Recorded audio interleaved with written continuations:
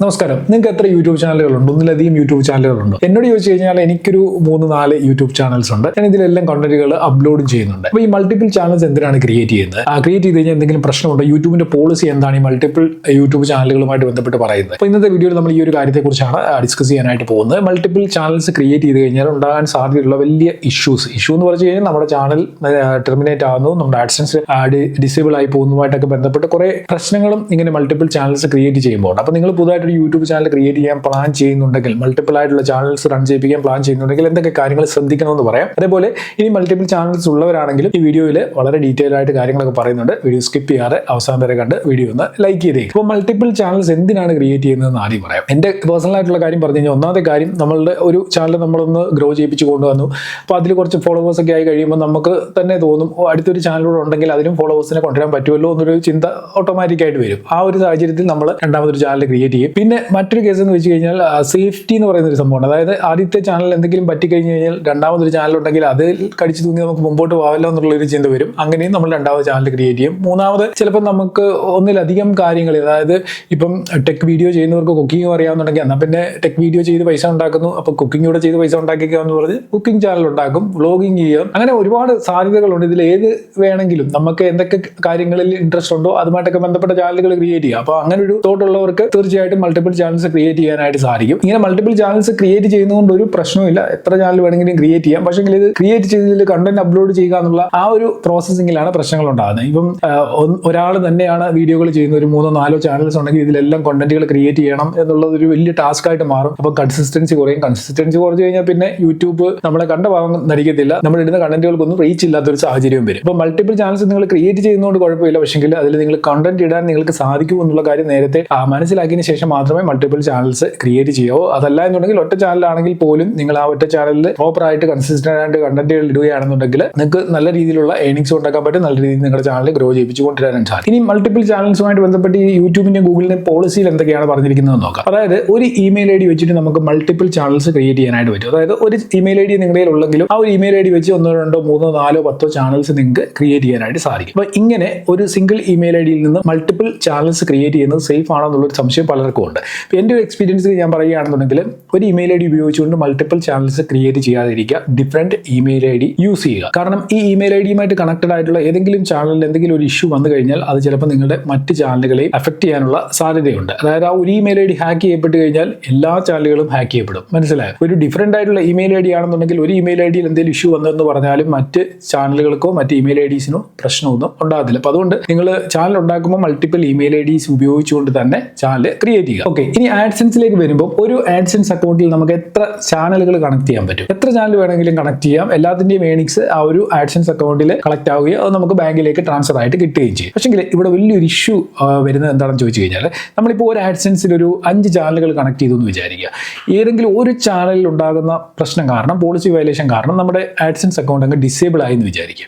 അങ്ങനെ ഡിസേബിൾ ആയി കഴിഞ്ഞ് കഴിഞ്ഞാൽ ബാക്കി 4 ചാനലിൽ നിന്നുള്ള ഏർണിങ്സ് എങ്ങോട്ട് പോകും? എങ്ങനെ കിട്ടും നമുക്ക് ഏർണിങ്സ്? ആ 4 ചാനലിന്റെയും ഏർണിങ്സ് ബ്ലോക്ക് ആവും. അപ്പോൾ നിങ്ങൾക്ക് മൾട്ടിപ്പിൾ ചാനൽസ് ഉണ്ടെങ്കിൽ എല്ലാം കൂടെ കൊണ്ട് ഒരു ആഡ്സെൻസിൽ കണക്ട് ചെയ്യാതെ ഡിഫറെന്റ് ആയിട്ടുള്ള ആഡ്സെൻസ് അക്കൗണ്ടിൽ ഓരോ ചാനലും ഓരോ ആഡ്സെൻസ് അക്കൗണ്ട് ക്രിയേറ്റ് ചെയ്തുകൊണ്ട് കണക്ട് ചെയ്യുന്നതായിരിക്കും നല്ലത്. ഇപ്പം മറ്റൊരു സംശയം നിങ്ങൾക്ക് ഉണ്ടായിരിക്കും, ലൈഫ് ടൈമിൽ ഒരാൾക്ക് ഒരു ആഡ്സെൻസ് അല്ലേ ക്രിയേറ്റ് ചെയ്യാൻ പറ്റത്തുള്ളൂ, പിന്നെ ഇങ്ങനെ മൾട്ടിപ്പിൾ ചാനലുള്ള ഒരാൾ മൾട്ടിപ്പിൾ ആഡ്സെൻസ് അക്കൗണ്ട് കണക്ട് ചെയ്യുമെന്നുള്ളൊരു ഡൗട്ട് നിങ്ങൾക്ക് ഉണ്ടായിരിക്കും. അതിന് സിമ്പിൾ ആയിട്ടുള്ള ഒരു ആൻസർ, ഇപ്പം എനിക്ക് 3-4 ചാനലുകളുണ്ട്. ഞാൻ എല്ലാ ചാനലുകളും ഡിഫറെന്റ് ഇമെയിൽ ഐ ഡിയിൽ നിന്ന് ഡിഫറെന്റ് ആയിട്ടുള്ള ആഡ്സെൻസുമായിട്ടാണ് കണക്ട് ചെയ്തിരിക്കുന്നത്. അപ്പോൾ എൻ്റെ പേരിലല്ല ഈ ആഡ്സെൻസ് ഒന്നും. ഇവിടെ ഫാമിലി മെമ്പേഴ്സ് യൂട്യൂബ് ചെയ്യാത്തവരുണ്ടല്ലോ, അപ്പോൾ അച്ഛൻ്റെയോ അമ്മയുടെയോ സഹോദരങ്ങളുടെയോ ആരുടെയെങ്കിലും പേരിൽ നിങ്ങൾക്ക് ആഡ്സെൻസ് അക്കൗണ്ട് ക്രിയേറ്റ് ചെയ്യാനായിട്ട് സാധിക്കും. അതായത് ഒരു വീട്ടിൽ ഇപ്പോൾ ഒരു 5 പേരോ 6 പേരോ ഉണ്ടെന്ന് വിചാരിക്കുക. ഈ എല്ലാവർക്കും ആഡ്സെൻസ് ക്രിയേറ്റ് ചെയ്യാനായിട്ട് സാധിക്കും. ഒരേ സെയിം അഡ്രസ് ആണെങ്കിൽ പോലും എല്ലാവരുടെയും ഐഡന്റിറ്റി വേറെയാണ്, എല്ലാവർക്കും ആഡ്സെൻസ് അക്കൗണ്ട് ക്രിയേറ്റ് ചെയ്യാനായിട്ട് പറ്റും. പക്ഷേ ലൈഫ് ടൈമിൽ ഒരു പ്രാവശ്യമേ ആഡ്സെൻസ് ക്രിയേറ്റ് ചെയ്യാൻ പറ്റൂ എന്നുള്ള കാര്യം ഓർത്ത് വെച്ചോളൂ. ഇപ്പോൾ ഒരു ആഡ്സെൻസ് അക്കൗണ്ട് ക്രിയേറ്റ് ചെയ്ത് എന്തെങ്കിലും കാരണം കൊണ്ട് അത് ഡിസേബിൾ ആയി പോയി കഴിഞ്ഞ് കഴിഞ്ഞാൽ കുറച്ച് നാൾ കഴിയുമ്പോൾ വീണ്ടും ആ പേരിൽ ആ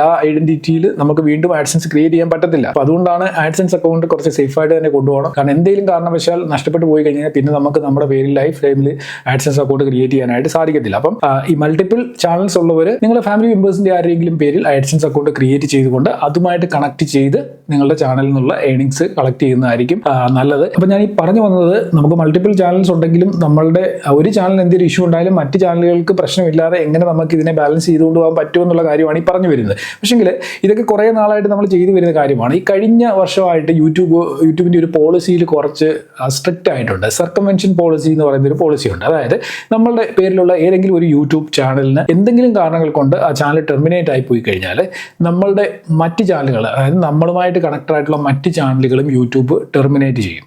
മനസ്സിലായോ? അങ്ങനെ ഒരു പോളിസിയാണ് ഈ സർക്കംവെൻഷൻ പോളിസി. ഇത് ഈയിടെയായിട്ട് കുറച്ചധികം യൂട്യൂബ് സ്ട്രിക്റ്റ് ആയിട്ട് മോണിറ്റർ ചെയ്യുന്നുണ്ട്. അപ്പോൾ അതുകൊണ്ട് പലരുടെയും ചാനൽ ഇങ്ങനെ നഷ്ടപ്പെട്ടിട്ടുമുണ്ട്. അപ്പോൾ ഈ സർക്കംവെൻഷൻ പോളിസിയിൽ നിന്ന് രക്ഷപ്പെടണമെന്നുണ്ടെങ്കിൽ അതിന് നിങ്ങൾ ഞാൻ ഈ പറഞ്ഞ രീതിയിൽ നിങ്ങളുടെ ഒരു ചാനൽ മറ്റൊരു ചാനലുമായിട്ട് ഒരു രീതിയിലും കണക്റ്റഡ് ആയിരിക്കരുത്. നിങ്ങളുടെ ഇമെയിൽ ഐ ഡി, നിങ്ങളുടെ ഫോൺ നമ്പർ, നിങ്ങളുടെ റിക്കവറി ഇമെയിൽ ഐ ഡി ഇതെല്ലാം ഡിഫറെൻ്റ് ആയിരിക്കണം. ഒരു രീതിയിലും യൂട്യൂബിന് പെട്ടെന്ന് നമ്മുടെ ഒരു ചാനൽ ടെർമിനേറ്റ് ആയി കഴിഞ്ഞ് കഴിഞ്ഞാൽ അടുത്ത ചാനൽ നമ്മുടെയാണെന്ന് ഐഡന്റിഫൈ ചെയ്യാനായിട്ട് സാധിക്കരുത്. അപ്പം ഐഡന്റിഫൈ ചെയ്യാൻ അത്ര പാടുള്ള കാര്യമല്ല. ഇപ്പം നമ്മുടെ ഫേസ്, നമ്മുടെ സംസാരിക്കുന്ന രീതി, ഇങ്ങനെയുള്ള കാര്യങ്ങളെല്ലാം യൂട്യൂബ് മോണിറ്റർ ചെയ്യുന്നുണ്ട്. യൂട്യൂബ് അതെല്ലാം AI വെച്ചിട്ട് ചെക്ക് ചെയ്യുന്നുണ്ട്. അപ്പോൾ അതിൽ നിന്ന് തന്നെ യൂട്യൂബിന് വളരെ ഈസി ആയിട്ട് നമ്മൾക്ക് എത്ര ചാനൽ ഉണ്ടെന്നുള്ളത് വേണമെന്നുണ്ടെങ്കിൽ മനസ്സിലാക്കി എടുക്കാൻ പറ്റും. പക്ഷെ എന്നാലും പെട്ടെന്ന് യൂട്യൂബിന് ക്യാച്ച് ചെയ്യാൻ പറ്റാത്ത രീതിയിൽ ഈ പറയുന്ന ഡേറ്റകൾ, നമ്മൾ കൊടുക്കുന്ന ഇമെയിലും മൊബൈൽ നമ്പറും ഒക്കെ തന്നെ ഡിഫറൻ്റ് ആയിട്ട് തന്നെ യൂസ് ചെയ്യാനായിട്ട് ശ്രമിക്കുക. കാരണം ഒരു ചാനലിന് എന്തെങ്കിലും ഒരു പ്രശ്നം പറ്റി കഴിഞ്ഞ് കഴിഞ്ഞാൽ അടുത്ത ചാനലുകൾ നമ്മൾ വളരെ, ഇപ്പം ഉദാഹരണം ഞാൻ പറയാം, ഒരു 1 മില്യൺ ഫോളോവേഴ്സ് ഉള്ള ഒരു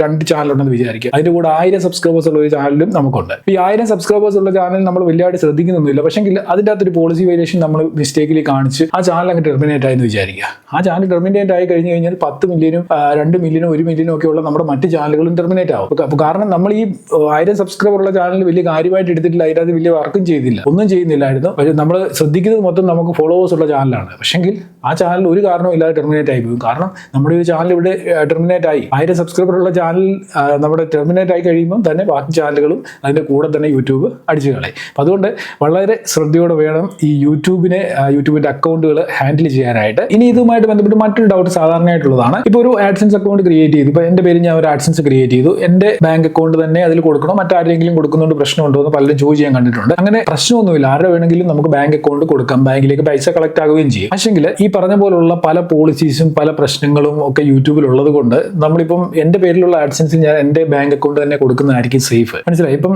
മൾട്ടിപ്പിൾ ആയിട്ടുള്ള ചാനലുണ്ട്, മൾട്ടിപ്പിൾ ആയിട്ടുള്ള ആഡ്സൻസ് ക്രിയേറ്റ് ചെയ്തിട്ടുണ്ട്. വീട്ടിലെ എല്ലാ ഫാമിലി മെമ്പേഴ്സിന്റെയും പേരിൽ ആഡ്സൻസും ഉണ്ട്. ഇപ്പൊ എൻ്റെ പേരിൽ ഒരു ആഡ്സൻസ് ഉണ്ട്, വൈഫിന്റെ പേരിൽ അല്ലെങ്കിൽ മറ്റുള്ളവരുടെ പേരിലൊക്കെ ഞാൻ ആഡ്സൻസ് ക്രിയേറ്റ് ചെയ്തിട്ടുണ്ട്. എന്നിട്ട് ഞാൻ എൻ്റെ ആഡ്സൻസിൽ മറ്റുള്ളവരുടെ ബാങ്ക് അക്കൗണ്ട് ഡീറ്റെയിൽസ് കൊടുത്തു കഴിഞ്ഞാൽ ഫ്യൂച്ചറിൽ അത് പ്രശ്നം ഉണ്ടാകാനുള്ള സാധ്യതയുണ്ട്.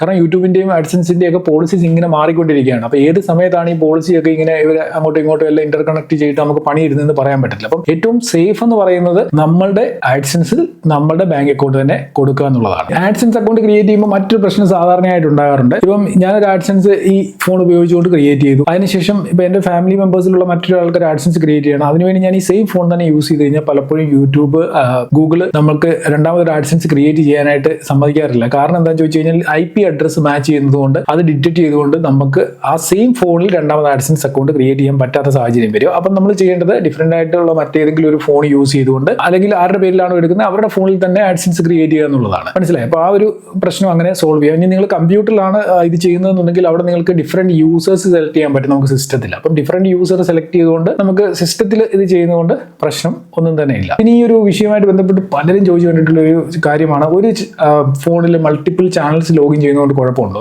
അങ്ങനെ പ്രശ്നങ്ങളൊന്നുമില്ല. നിങ്ങൾക്ക് ഒരു ഫോണിൽ മൾട്ടിപ്പിൾ ചാനൽസ് ലോഗിൻ ചെയ്യാം, യൂസ് ചെയ്യാം, ഒരു രീതിയിലുള്ള പ്രശ്നവും ഉണ്ടാകത്തില്ല. അപ്പം ഞാൻ ഈ പറഞ്ഞ കാര്യങ്ങൾ മൾട്ടിപ്പിൾ ചാനൽസ് ഉള്ളവർ ശ്രദ്ധിക്കേണ്ട കാര്യങ്ങളാണ്. ഈ കാര്യങ്ങളൊക്കെ നമ്മൾ ശ്രദ്ധിച്ചെന്ന് പറഞ്ഞാലും യൂട്യൂബിന് ഞാൻ പറഞ്ഞ സർക്കംവെൻഷൻ പോളിസി പോലുള്ള പോളിസികൾ ഉള്ളത് കൊണ്ട് തന്നെ വളരെ ഈസി ആയിട്ട് ഇപ്പൊ AI ഒക്കെ ഉപയോഗിച്ച് നമ്മൾ എന്ത് രീതിയിലുള്ള പരിപാടി ഇതിൽ കാണിച്ചെന്ന് പറഞ്ഞാലും പെട്ടെന്ന് തന്നെ മനസ്സിലാക്കാനും നമ്മൾ എന്തെങ്കിലും മിസ്റ്റേക്ക് കാണിച്ചു കഴിഞ്ഞാൽ അതിന്റെ പണിഷ്മെന്റ് തരാനും യൂട്യൂബിന് സാധിക്കും. അതുകൊണ്ട് തന്നെ വളരെ കെയർഫുൾ ആയിട്ട് തന്നെ നിങ്ങളുടെ അക്കൗണ്ടുകൾ മാനേജ് ചെയ്ത് കൊണ്ടുപോകാനായിട്ട് ശ്രമിക്കുക. പ്രത്യേകിച്ച് ആഡ്സൻസ് അക്കൗണ്ട് ഒക്കെ. ഇനിയിപ്പോൾ ഞാൻ ആദ്യം പറഞ്ഞതുപോലെ ഒരു ആഡ്സൻസിൽ മൾട്ടിപ്പിൾ ചാനൽസ് ഒക്കെ നിങ്ങൾ കണക്ട് ചെയ്തിട്ടുണ്ടെങ്കിൽ ഏതെങ്കിലും ഒരു ചാനലിന് പ്രശ്നം വന്നാൽ മതി, നിങ്ങളുടെ എല്ലാ ചാനലിൽ നിന്നുള്ള ഏണിങ്സും ആഡ്സൻസിൽ ബ്ലോക്ക് ആവും. ഏതെങ്കിലും ഒരു ചാനലിന്റെ പ്രശ്നം കാരണം ആഡ്സൻസ് അക്കൗണ്ട് ബ്ലോക്ക് ആയി കഴിഞ്ഞ് കഴിഞ്ഞാൽ, ഡിസേബിൾ ആയി കഴിഞ്ഞാൽ ബാക്കി ഒരു ചാനലിൽ നിന്നുള്ള ഏണിങ്സ് കിട്ടാതെ വരും. അതേപോലെ തന്നെ നിങ്ങൾക്ക് മൾട്ടിപ്പിൾ ചാനൽസ് ഉണ്ടെങ്കിൽ ഏതെങ്കിലും ഒരു ചാനലിൽ, ചെറിയൊരു ചാനൽ നിങ്ങൾ ക്രിയേറ്റ് ചെയ്ത് 1-2 വീഡിയോ ഇട്ടിട്ടുള്ളെങ്കിൽ പോലും ആ വീഡിയോയ്ക്ക് എന്തെങ്കിലും രീതിയിലുള്ള പ്രശ്നം ഉണ്ടായി ആ ചാനൽ ടെർമിനേറ്റ് ആയാൽ നിങ്ങളുടെ ബാക്കി മെയിൻ ചാനലുകൾ മൊത്തം സർക്കംവെൻഷൻ പോളിസി കൊണ്ട്